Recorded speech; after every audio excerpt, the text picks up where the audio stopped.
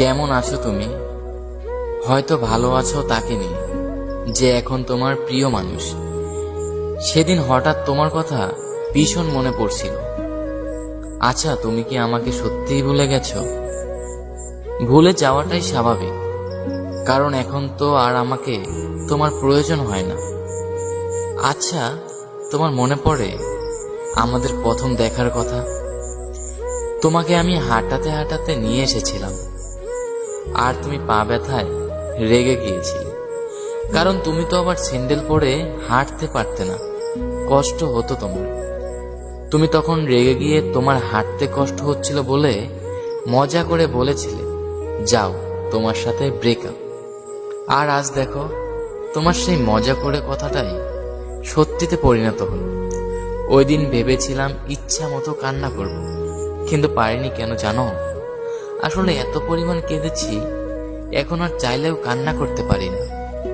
একেবারেই যে কাঁদিনি এমনটাও নয়, কেঁদেছি, কিন্তু চোখ দিয়ে এক ফোঁটা জলও পড়েনি।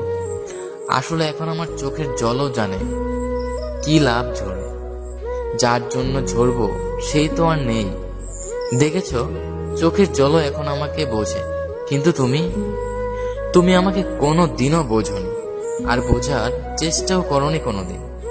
তুমি বলেছিলে মায়া ত্যাগ করতে শিখো প্রিয়। তোমার কথায় জগতের মায়া তো ত্যাগ করতে শিখে গেছি, কিন্তু তুমি নামে যে মায়াটা, সেটা তো শত চেষ্টা করেও পারছি না। আর আদৌ পারবো কিনা আমার জানা নেই। আচ্ছা, ভালোবাসা তো হলো এই পৃথিবীর দামি এবং সুখের জিনিস, তাহলে আমি তোমাকে ভালোবেসে এত কষ্ট পাচ্ছি কেন? কি সেই কারণ?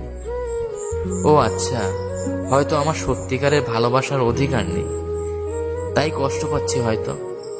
কষ্ট যে শুধু আমি একা পাচ্ছি এরকমটা নয়, তুমিও পাবে, ভীষণ কষ্ট পাবে। শুধু একটিবার আমার সাথে কথা বলার জন্য ছটফট করবে, কিন্তু সেদিন তুমি আমাকে পাবে না।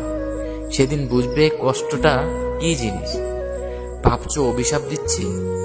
আরে, যে মানুষটাকে ঘিরে আমার পুরো পৃথিবী, যার একটু কথা শোনার জন্য অধীর আগ্রহে বসে থাকি, যার গলার কণ্ঠস্বর শোনার জন্য পাগলের মতো করি, তাকে আমি কিভাবে অভিশাপ দিতে পারি বলো?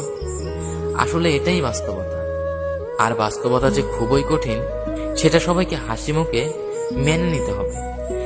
একটা কথা ভেবে খুবই অবাক লাগে জানো, যে কিনা আমার সাথে কথা বলার জন্য নানা ধরনের অজুহাত খুঁজত, আর আজ সেই কিনা কিভাবে আমাকে এড়িয়ে যাওয়া যায় সেই অজুহাত খুঁজে বেড়ায়। কি অদ্ভুত, তাই না? হয়তো তোমার কাছে বিষয়টা স্বাভাবিক মনে হতে পারে, কিন্তু আমার কাছে বিষয়টা বড়ই অদ্ভুত। জানো, তারাই তো লাইফে হ্যাপি, যাদের ভালোবাসা পূর্ণতা পায়, তারাই তো প্রকৃতপক্ষে ভাগ্যবান। আমি মনে হয় সেই ভাগ্যবানদের দলে নেই। যাক, খুব বেশি বলে ফেলেছি হয়তো। ভালো থাকো, সুস্থ থাকো। তোমার ভালো থাকাই যে আমার ভালো থাকা। আসলে আর কি লিখবো খুঁজে পেলাম না, তাই এখানেই শেষ করলাম। আবারও বলছি, ভালো থেকো তুমি।